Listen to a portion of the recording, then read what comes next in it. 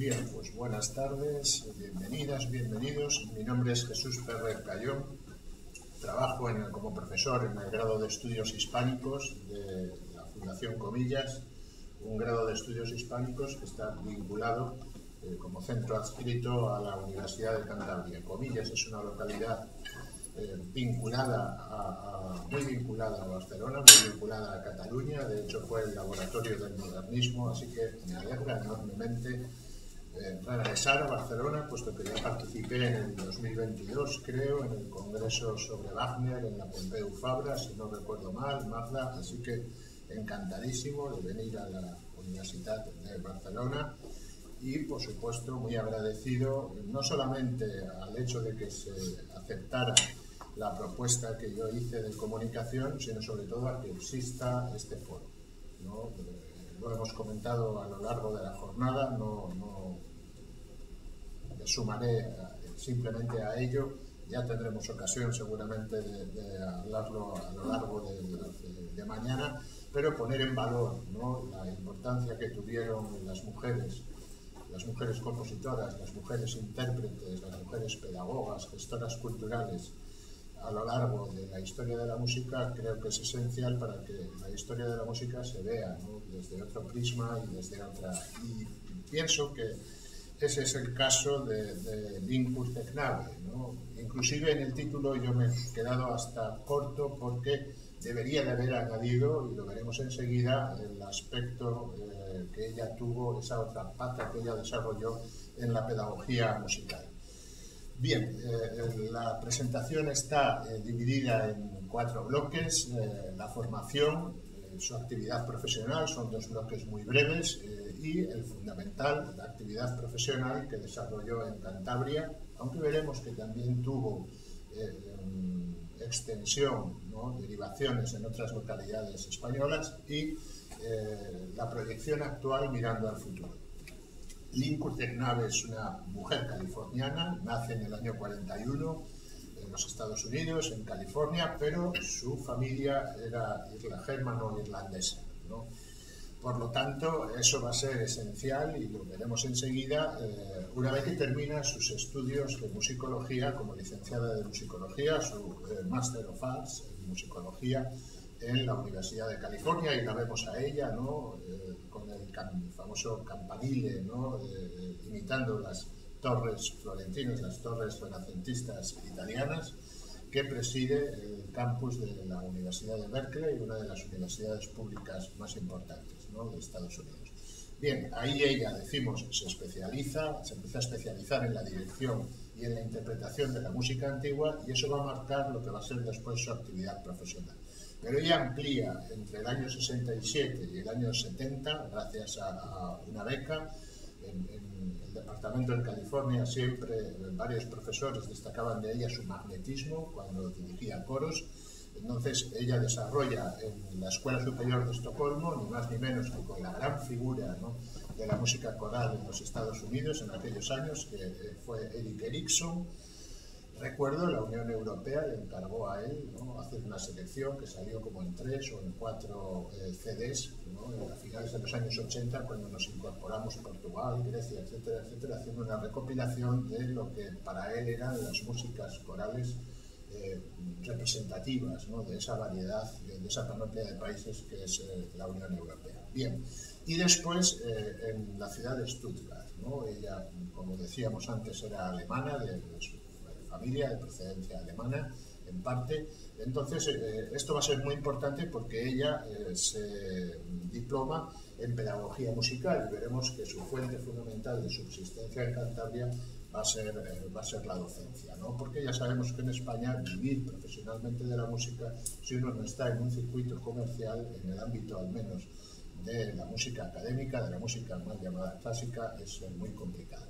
Pero va a ser muy importante también esa estancia en Alemania, porque la va a permitir empezar a desarrollar sus primeros trabajos en el plano profesional, y eso ya indica su brillantez. Cuando alguien no ha terminado de formarse y ya empieza a tener oportunidades laborales que tiene que alternar con la finalización de sus estudios de posgrado, pues siempre siempre es indicativo del talento, ¿no?, de una persona. Y fue en la Escuela Estatal del Ballet de Stuttgart, lo que hoy día se denomina el Ballet John Cranko, y esto va a ser muy importante. Ella formaba musicalmente a los bailarines, ¿no?, en temas de ritmo, en temas de oído musical, etcétera, etcétera.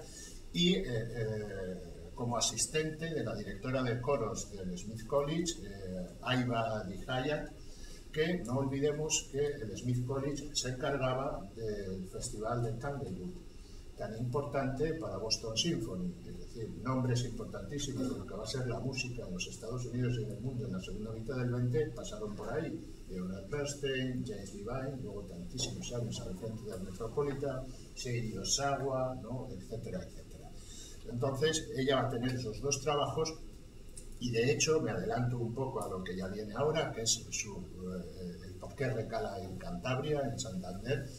Gracias a eso, en el año 74, cuando apenas llevaba unos meses, logró que unas localidades pequeñas, como son Laredo y Santoña, aunque Laredo tiene más proyección por el tema del turismo, pues acogieran sendas actuaciones del Ballet de Stuttgart, que si no, pues hubiese sido impensable, ¿no? ¿Por qué recala en Cantabria? En Cantabria recala por motivos sentimentales, ¿no? Ella se casa con un empresario de Cantabria que iba regularmente a Stuttgart y a varias ciudades alemanas en representación de otro empresario más importante de Cantabria. Allí se enamoran y enseguida veremos la justificación. Bueno, lo puedo adelantar ya. Cuando un alumno de la recién nacida Universidad de Santander en el 74 plantea al rectorado que debería de existir un coro más allá de la tuna que ya existía, resulta que ese alumno que lo plantea tiene un hermano que es cónsul de España en la ciudad de Stuttgart. Y ese cónsul conoce al marido de Line, de Kurzegnave, y eso acabó resultando determinante. Ella ya se planteaba venir a España, no la convencía a venir a la España de Franco, como me ha insistido en muchísimas ocasiones, pero viendo la oportunidad de crear un coro, ¿no?, de que la universidad creara un coro y ella ponerse al frente de él, pues eso ya clarificaba un poco, ¿no?, esas nubes. Importante, la Universidad de Santander, propiamente dicha, como universidad pública, expendedora de títulos académicos oficiales, no nace hasta el año 72. Santander tenía en los tiempos de la República la Universidad Internacional de Verano de Santander, que el franquismo, después de en varias ocasiones reabrirla, decide reabrirla, pero ya completamente cambiada su naturaleza y bajo la advocación de Menéndez Pelayo en el año 45, pero en la UIN en aquella época nadie podía hacer estudios oficiales. Hoy día tampoco, se pueden hacerlos en posgrado, pero nadie saca un grado en la UIN porque estaba planteada en aquel entonces como una universidad de verano. Ahora tiene muchas más sedes y hay otras posibilidades, pero entonces, por lo tanto, cuando la Universidad de Santander nace, porque Cantabria, su estatuto de autonomía es del 30-31 de diciembre del 81, firmado por Juan Carlos Embaqueira Beret en sus vacaciones de Navidad, pues hasta el año 82 Cantabria no existe. La Universidad de Santander dependía del distrito universitario de Valladolid, no tenía rector. El rector de la Universidad de Santander era el rector de la Universidad de Valladolid, ¿no? Y eso cambia en el año 85. 3 años después de crearse la autonomía, nace la universidad. Bien, esto ya lo he comentado la anterior vez y, claro, ¿por qué hablo de la UIN y del FIS? Bueno, no lo he comentado en mi presentación. Mi tema de tesis doctoral es la instrumentalización política de la cultura durante el primer franquismo, Festival Internacional de Santander, Universidad Internacional Menéndez Pelayo, ¿no? Bien, la UIN va a ser esencial y luego en parte también el festival porque va a ser escenario en varias ocasiones de las actuaciones de distintos coros del Kurzegnave. Bien, en el 74 se produce el nacimiento, ¿no?, ya lo dice el titular del diario ABC, nace un gran coro universal. En el marco del famoso curso de arte que patrocinaba Radio Nacional de España cada verano en la universidad, sobre todo en esos años de ya casi la muerte de Franco y enseguida la transición, porque duró hasta el año 79 ese curso, se decide que la clausura del curso sea concierto en ese momento, el Coro Universitario de Santander. Y aquello pues acaba originando, ¿no?, una impresión tremenda, porque en España, no olvidemos, estamos en Cataluña. En aquellos años a mí no se me ocurre nada más que Jordi Sabal, Gregorio Paniagua, como músicos de proyección nacional y ya inclusive internacional, que verdaderamente estuviesen trabajando con los criterios historicistas de interpretación de la música históricamente informada, ¿no? Por lo tanto, esto era una novedad tremenda que a los propios críticos les impresionó, ¿no? Y sobre todo se confirmaba ese magnetismo que ya lo habían visto en la Universidad de California, ¿no? Su expresión vectorial, contenedora de la materia artística, bueno, el comentario, ¿no?, de metáfora, ¿no?, con Mahoma, con la montaña, de que, bueno, pues Line, ¿no?, había ido, pero sobre todo la parte final del artículo. Santander tiene plaza porticada, ¿a qué se está refiriendo a esto? Donde se desarrollaba desde el año 52 el Festival Internacional de Santander, pero Santander todavía a día de hoy, en Cantabria, no tiene conservatorio superior, no tiene orquesta sinfónica, es decir, le faltaban las infraestructuras básicas, artístico-escénicas, ¿no?, un teatro, un conservatorio superior en artes escénicas y en música, para poderse desarrollar, y en cambio, con la llegada de la comunidad autónoma, eso sobre todo se tenía que haber producido a partir del año 85 y tampoco se ha producido. Y los críticos que vinieron, si fuésemos al país pasaría lo mismo, pues hacían ese llamamiento, ¿no? Santander tiene cursos de verano, tiene festival, pero empieza a ser necesario. Bueno, el escenario estable, ¿no?, el auditorio moderno, no llegaría hasta el año 91, ahí tenemos lo que era la plaza porticada, ¿no?, el teatro de información y turismo, montable y desmontable, para 5.000 espectadores, que cada verano es Charles Munch, ¿no?, en el 63. Y como comentábamos hace un momento, Santander, ciudad muy conservadora, una universidad enteramente de hombres en aquella época. ¿Cuánto me queda? 3 minutos, ¿de acuerdo? Tengo que ir más rápido. Se produjo ya el primer problema, ¿no? El coro fue expulsado de la universidad. Un año no pudieron cantar en la inauguración del curso académico porque los alumnos que venían a la Escuela de Caminos y a Medicina eran de fuera. Son las titulaciones prestigiosas de la Universidad de Cantabria, y si no había coralistas, pues era imposible llevar a cabo. Bien, decía también lo de la pedagogía musical, porque Line fue profesora durante 4 o 5 años de lo que luego se denominó magisterio y hoy día el grado de educación en la Universidad de Santander, pero también terminó fuera. Y digo terminó fuera porque en el año 85 ella sacó 85-86 su oposición a enseñanzas medias y acabó como profesora del Instituto de Enseñanza Secundaria Santa Clara. Pero entre el 78 y el 84 ella monta la Coral de Santander. Y en la Coral de Santander va a ser fundamental su primera actuación en el 78 en el festival, pero sobre todo descubrir la música de García de Carrasquedo. García de Carrasquedo había sido el primer maestro de capilla de la Catedral de Santander en 1755, cuando Fernando VI concedió el título de ciudad a Santander.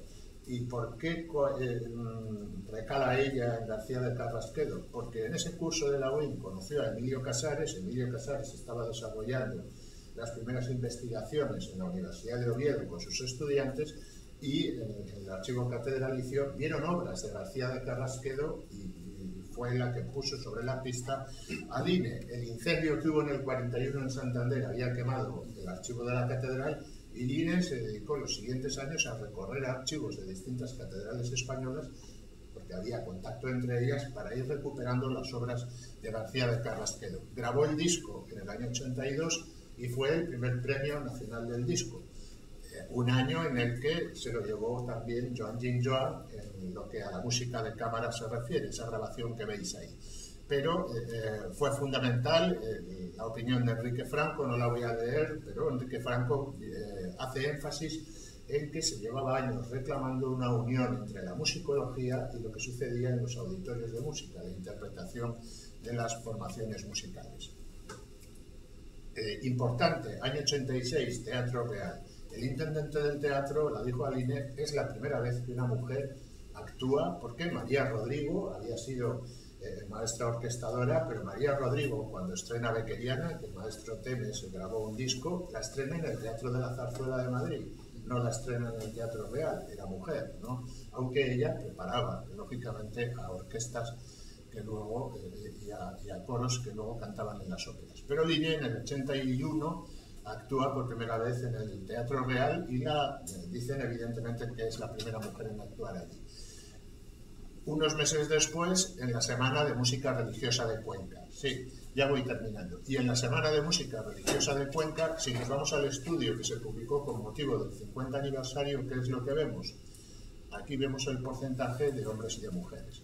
Antes que el INE, en la Semana de Música Religiosa de Cuenca, el festival de música religiosa más importante de España, nacido en el 62, en el que seguramente se han interpretado más obras contemporáneas, porque todos los años había obras de encargo, Lola Rodríguez Aragón y Ainhoa Oyona Bravo, las dos únicas mujeres intérpretes que habían llegado. Y ya en el año 88, la Coral de Santander se divide en Camerata Coral de Santander y Camerata Curtecnave, un coro pequeño para 8 voces. Ya comenté su tiempo en la enseñanza secundaria, y la Camerata Coral de la Universidad de Cantabria no nace hasta el 89, en que gana las elecciones del rector José María Ureña, que había cantado con ella en la Coral Santander.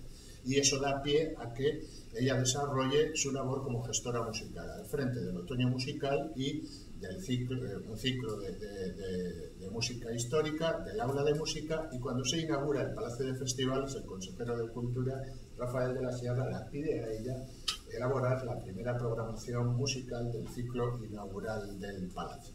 Para terminar, solo quiero que escuchemos un minuto, que la pedía ella, dura inclusive menos, de un saludo, ¿no?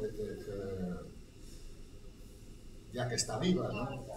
Amigos y amigas de la música, para mí ha sido un gran honor que el profesor Jesús Ferrer haya considerado apropiado para este simposio mis trabajos musicológicos dentro del patrimonio musical del país.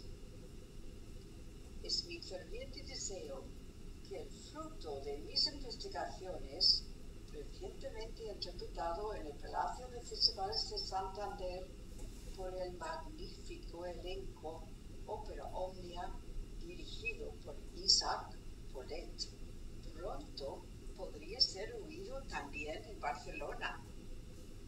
Gracias a la extraordinaria trayectoria de Jordi Savall, la música española de épocas pasadas es hoy en día un hecho consolidado y disfrutado allí en Cataluña. Gracias por haber concebido este notable proyecto dedicado a mujeres que han destacado en la música.